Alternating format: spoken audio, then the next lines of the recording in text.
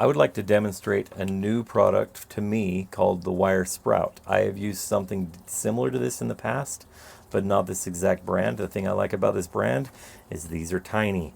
They actually fit without getting in the way inside of your controller, and I'm going to explain how to use these. This is going to be a way to be able to wire two valves with a single wire. So if you need to extend and add another valve, or you need to replace a wire without replacing the entire system. Let's go for, say for example, this number 2 wire somewhere in the field got cut and you don't know where that is, and you have done everything you can to find it and you are unable to locate the problem. Well, a simple solution is this WireSprout. WireSprout will simply allow you to use this wire to become both wires. All it's going to do is, now this is no good, so we're going to remove it.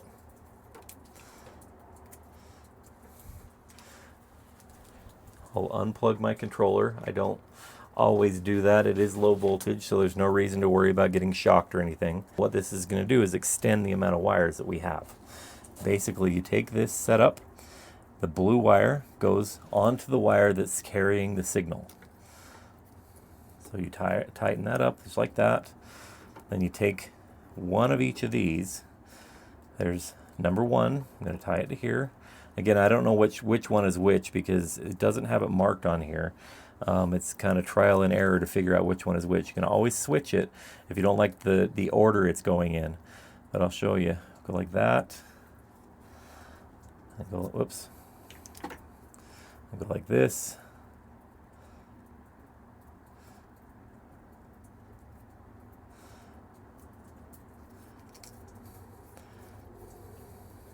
Okay, now what that has done is it has brought the signal in and then has sent it out as 2 separate wires. So this is in and then out as 2 separate wires.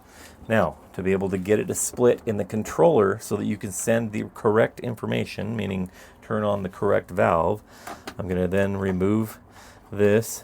Typically what I would do is just cut off that tip right there, and I would leave it just kind of hanging out inside the controller, maybe label it saying that it's broken. But in this case, I'm going to pull it out so it's not confusing. Okay, then here's the WireSprout. Again, we will take, this is the signal wire, so this is now this wire. So as this wire comes through, it comes in, so the blue one basically just connects to whatever the zone wire is for the zone that is working. Put that on there. And now we're going to feed 2 zones into it, which is what this is here. I'm going to take this one, put it on number 1.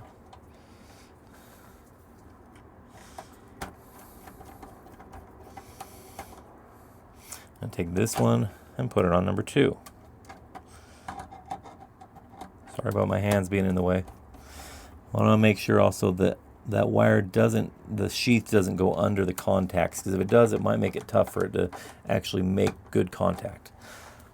Again, I always tug back just to make sure everything is tight, and this right here can then be labeled and tied together, basically showing that that WireSprout is intended to run these.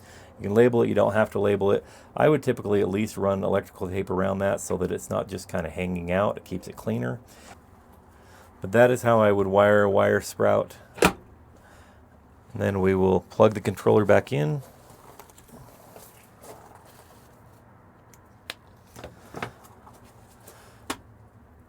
And we're going to see just how well that worked. I'm going to turn on zone number 1. There's zone number 1.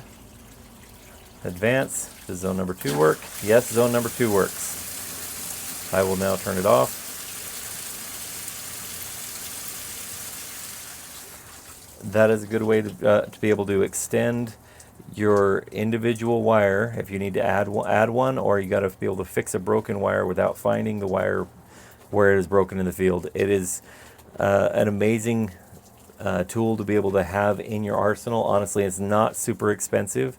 The reason that I'd like to go to these is because it's about 1/3 the cost of the ones that I currently use, and I feel like this is just as good of a solution. Thank you for watching. And please like and share and follow for more content like this.